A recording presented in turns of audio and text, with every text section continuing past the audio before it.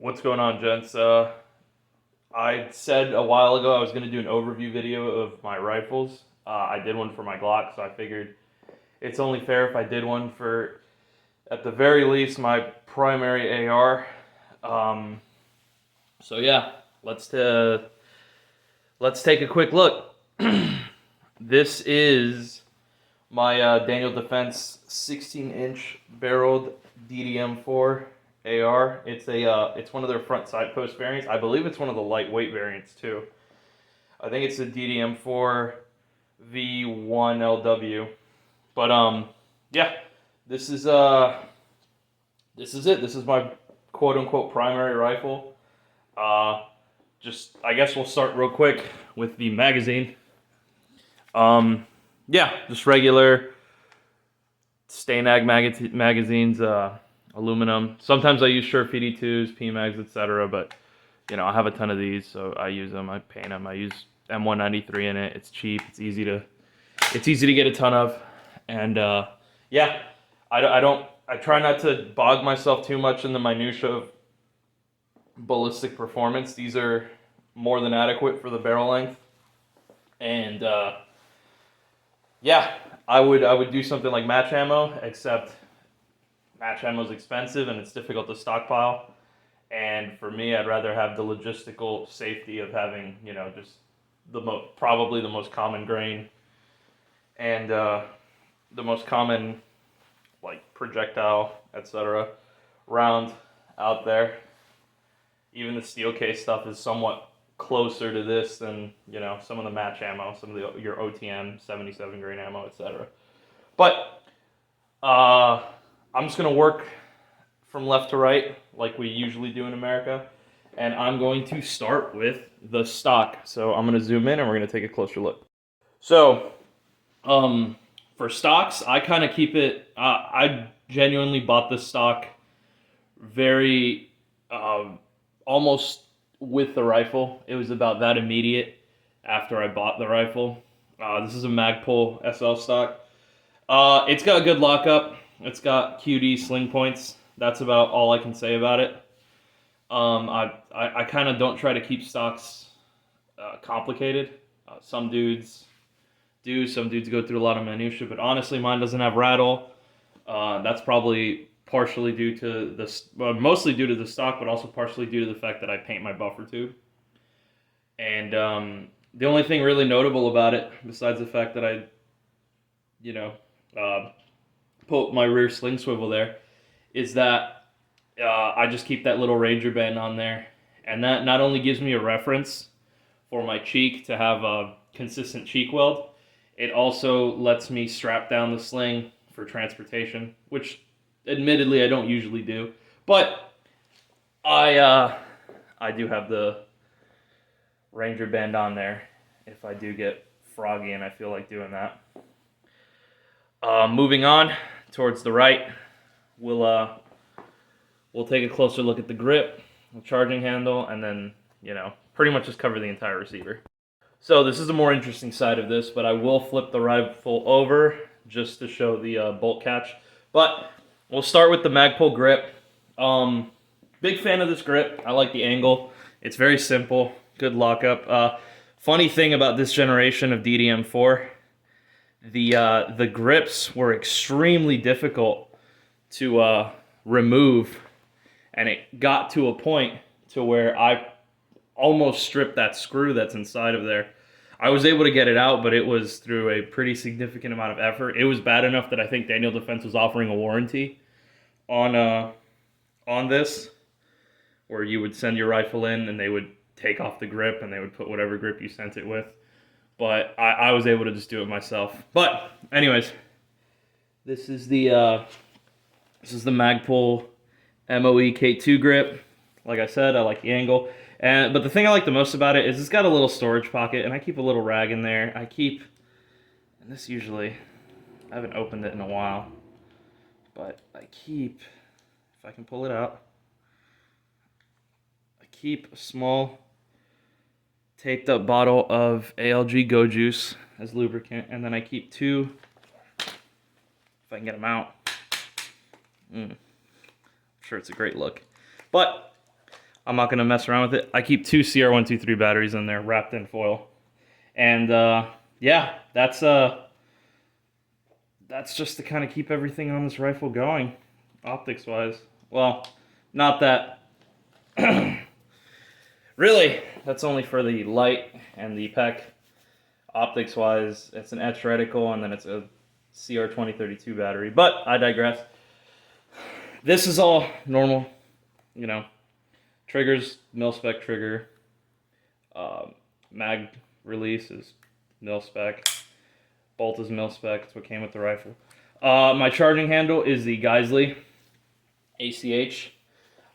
This was I bought it a long time ago when Geisley was having I think they were having a pretty good sale on these. I think they usually do, but back when I bought this, it was when you could still buy stuff from Geisley during a sale. That ship has sailed. But yeah, it's a good charging handle. I've borrowed suppressors and shot this rifle with the suppressor on, and I haven't really got any gas blowback to my face or anything like that. So it's good. It's nice. It's ambidextrous. It's easy to use. Yeah. I am a forward assist believer. You'll never convince me otherwise. If you ever want to see a video why I'm a forward assist believer, my friend made a pretty comprehensive one. But yeah, so optics wise, I have 2 optics on here. If you'll see, I have obviously the LPVO. That's a Vortex Viper PST2 with the VMR2 reticle on an ADM 1.93 height mount. And then it's got this 3D printed throw lever. Yeah, I like the VMR2 reticle. It's pretty simple. It's bright. That's kind of why I went with Vortex, is they are daylight bright if you turn on the illumination. I had a Trijicon AccuPower before this, and the problem with the AccuPower is that it really is just not daylight bright if you turn on that reticle illumination. It's very much a dawn till dusk, like a dawn and dusk thing, and then, you know, it wasn't great. I'm glad I replaced it. I know this isn't the top of the line Vortex, but it's been more than adequate for pretty much every shot I've needed to make. Local range only goes to 500 yards or meters, and you know, it's been solid. Granted, it's with the ammo and with wind and everything, it's a minute of man situation sometimes, but it's been good. So I don't see myself changing it anytime soon. It doesn't need to be changed. But the problem with LPVOs is that they are not great for use with night vision. Some dudes can pull some funkiness out where they basically they try to co-witness it with their night vision. I tried it a couple times. Every time I tell myself the same thing. Man, I'm glad I have an offset red dot.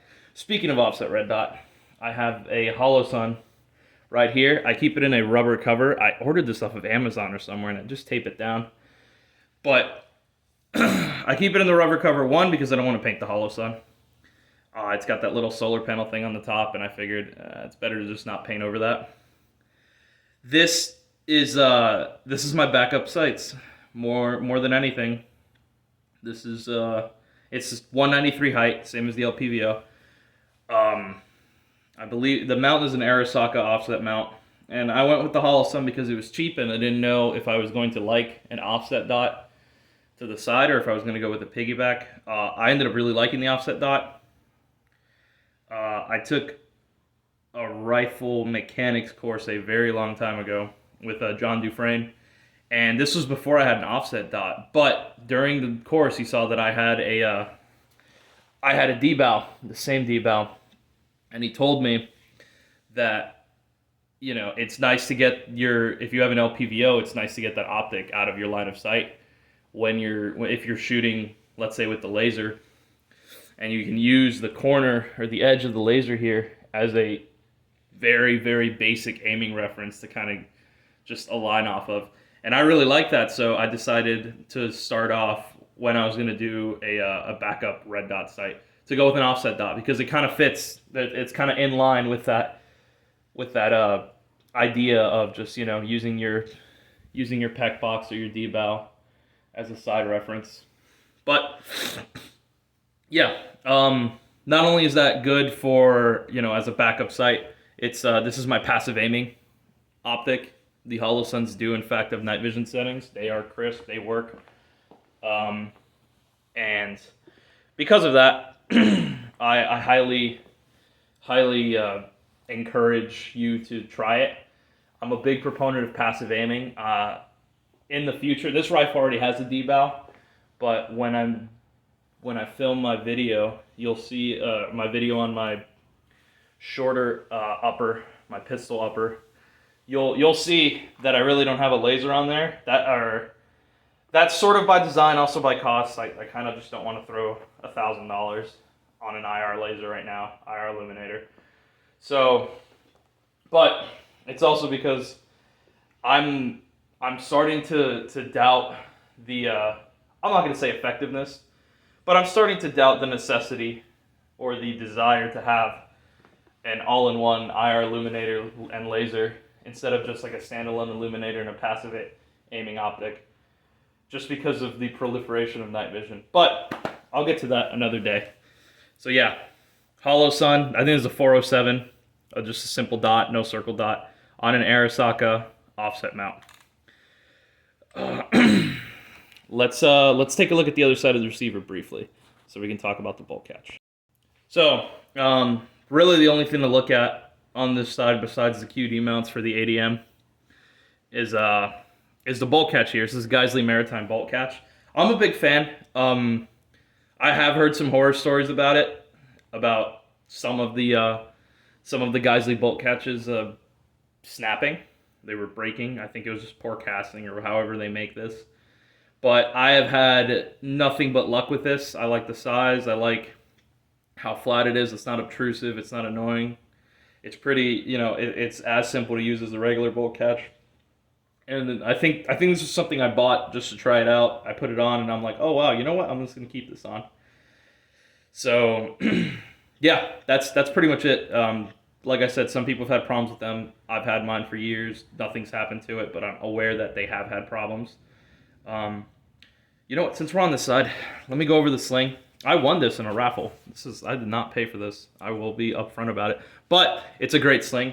It's a Grave Solutions sling. You should check them out. I think they're still on Instagram. I couldn't tell you, but I'm a big fan of the Grave Solutions slings. They're built with quality materials. They're NIR friendly.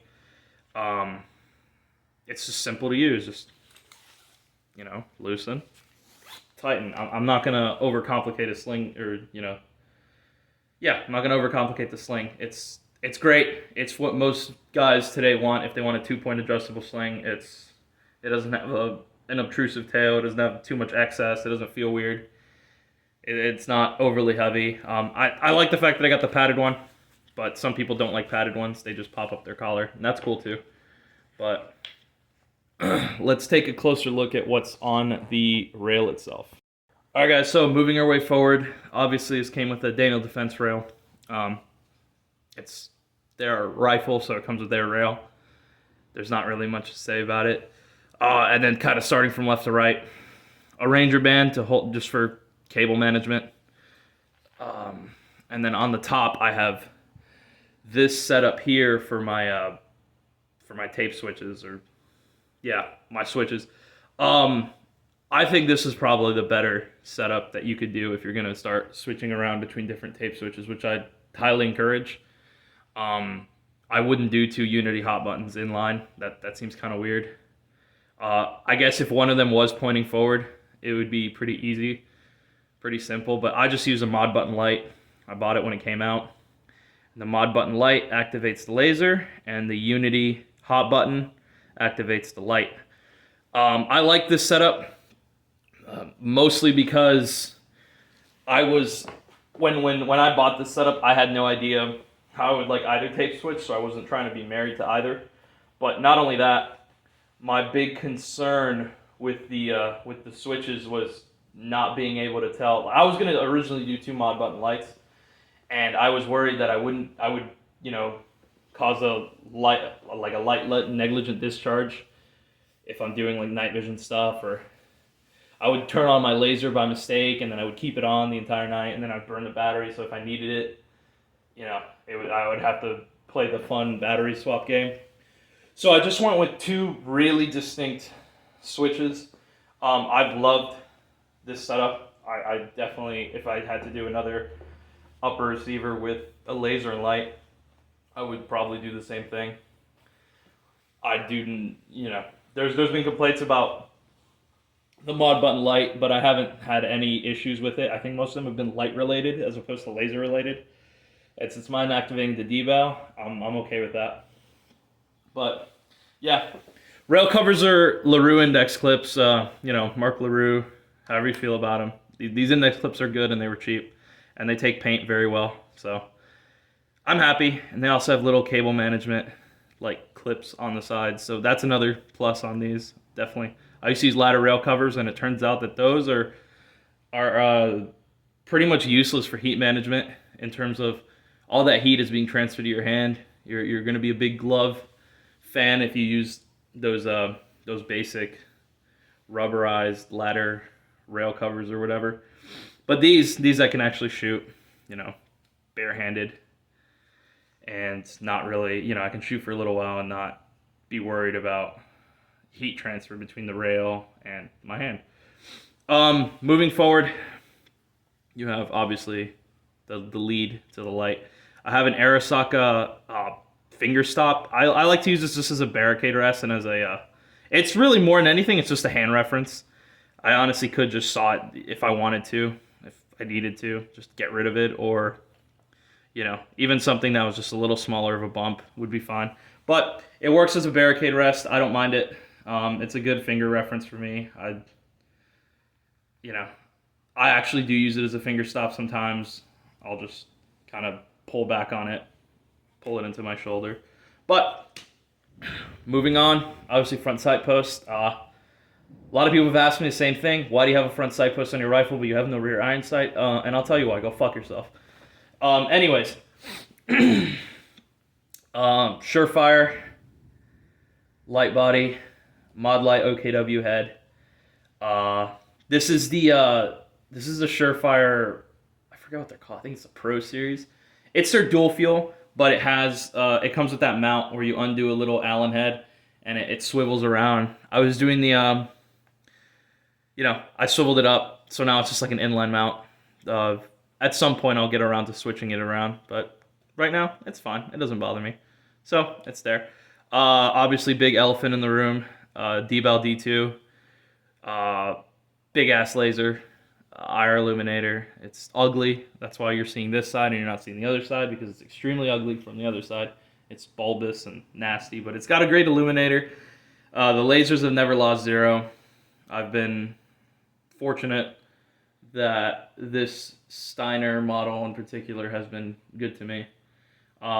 Like always, like any optic, you should verify your zeros as time goes on. Even if it's seasonally or however often you do your zeros twice a year. I try to do mine, once I feel the big weather changes. But I digress. This thing has never lost zero. It works. The only thing I really don't like about it, besides the fact that it's extremely ugly, is that it is a battery hog. I pretty much have to. This thing burns more CR123s than anything else I own. I could leave my nods on, and they would probably last longer than this D-Bell with batteries. So that's the only shitty thing about it. But, it works. It's cool. I like it. But yeah. And then finally, moving to the muzzle device. This is a Surefire muzzle brake. It was free. Everyone always asked me, why are you using a muzzle brake? And before I knew about the whole, it's really great with the suppressor, it acts as a sacrificial baffle, I would just tell them it was free, because it was. Someone gave it to me. But because they gave it to me, I put it on there, and I decided, you know what? I'm keeping this on here. And it sucks to be around. I get it, because I let people shoot it all the time, and I'm standing next to it, and it sucks, but it's not that bad. It's just kind of annoying. But regardless, this rifle does shoot flat, and that's not just because it has a bunch of stuff tacked onto it. It's also the muzzle brake. It's a Surefire muzzle brake. Takes suppressors. Good stuff. But that's pretty much it. That's all I have on my rifle. There's I could flip it over and you'll see that there's really nothing, nothing different on this side, just index clips, spray painted. If you want to know how I spray painted this, I have a spray painting video where I spray painted 2 Nalgene's, and that's pretty cool. But let me just talk kind of what my the exciting term, the buzzword, philosophy of use is with this rifle. So I bought this rifle as my first AR, and I went with a 16-inch barrel because that was what was easy to buy. That was what was at the store. I still, to this day, I'm still not super keen on the whole pistol thing. And people tell me, oh, why don't you do an SBR? Yeah. Do an SBR, it's cool. You can just do your own thing and, whatever. But, anyways, I like this setup. It works well for me. I think this is, this gets called a recce rifle or whatever. It's just a rifle. I'm a big fan of the longer barrel because there's a lot of what's the word? Long engagement distances, even in urban environments, that people kind of don't give credit for. I've been saying this for a while, but roads are a big one. Any streets, and guess what? Any urban environment's going to have a lot of streets. Those have long sight lines, and if you have buildings with multiple stories, those are also going to create long sight lines. It's flat as a pancake here. So if you're on a road, if you're on a road that doesn't flood usually, it'll probably have a few feet of elevation on that road or on whatever that path is. And I can tell you that you can see up to the horizon. It's pretty ridiculous. Some of the sight lines you can get. The only thing that kind of ruins your vision at those ranges is going to be just like air pollution. Just kind of muddling up an image or, the fidelity of whatever you're looking at. But I like having a longer barrel just because those long sight lines, I don't want to be worrying about, am I going to hit this with enough velocity to actually to have any effect? That being said, I have nothing against short barrels. You do you. I think this becomes a matter of tactics more than anything. If you have let's say your group has all short barrels, or you're going to be under much more pressure if you take an engagement from a long distance to either break contact or you're going to have to maneuver closer. It is what it is.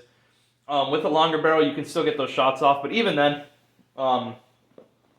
in my opinion, if you take contact from, I'll say 500 yards, 600 yards, you're taking contact from that range, I would probably return fire depending on what type of weapon. I would return fire no matter what, depending on what weapon system it was, unless it was like a handgun. I probably wouldn't even bother at that point. And then, return fire, break contact, and, go through your decision-making matrix. Like, should I go fight these people? Should I just try and disappear? Is the mission scrap? Should I, go take this fight to them and maybe get something out of the scrap recon mission because they just saw me and they started shooting at me? But the longer barrel, even if you can shoot a longer distance and have that round have a little bit more, have a little bit more of that desired effect once it hits the target. Even with that, I still will say I probably wouldn't shoot this that often at 500-600 yards, meters. It's just to me, probably, you're just kind of like lobbing rounds with the ammo I use. If you're using, some match ammo that you're building in your garage and you've tweaked it and it's perfect for your environment, it's perfect for your twist rate, your rifle, etc., then yeah, by all means, dude, you do you. I don't care. But for my area, for my group, I like having a longer barrel. I like the ability to, if I hit some dude at 500 yards, still kind of have a little bit more of a wounding capability. And I'm sure there's going to be some of you in the comments calling this dumb or whatever, like, oh, that's not how it works. And it's like, all right, thanks, dude. I appreciate your input. But yeah, quick note with the muzzle that I forgot to mention, and the light. Looking at it now, this tape is coming off, but usually I'll rubber band this and I'll keep it, I'll keep it covered. That bezel is very bright, and if it catches sunlight on just a daytime patrol, you're stuck like Chuck. Same with the D-bow, it comes with the cover, nice. And then the muzzle device, I try to tape that up, just so debris doesn't get in. Just, you know, some green 100-mile-an-hour tape or electrical tape will do the job. The only problem is if you're planning on putting a suppressor on right after, just remember if you shoot, that adhesive is going to stick on there, so you're going to want to get rid of that adhesive first and then put on your can. Otherwise, you might get some weird lockup issues. But I digress. Like I said, my philosophy of this is a go everywhere, do everything rifle. It's useful in it works in CQB. I don't know. A lot of people just came under the impression that this does not, for whatever reason, this cannot fit through a door with a man behind it. It's just false, patently false. But yeah, 16 inch is a good length. Some dudes like 20 inch. That's cool, man. M16s are cool, but some people like shorter. I get that. I'm not gonna mess this up or any more than I have to. I'm fine with how it is. I've had it for years. I'm comfortable with it. It's been nothing but great to me. Very few malfunctions from this rifle. It's set up in a way that I just really enjoy it, and it has sentimental value now. Funny enough, a lot of people say you shouldn't have sentimental value for tools, but this was my first like AR, and I'm I'm attached to it to some degree. It's definitely like if I'm grabbing something, it's gonna be this. It's got everything I need. I'm used to everything. I know where everything's at, etc.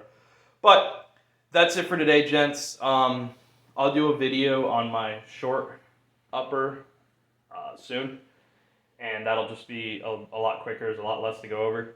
But yeah, take it easy, guys, and as always, stay safe.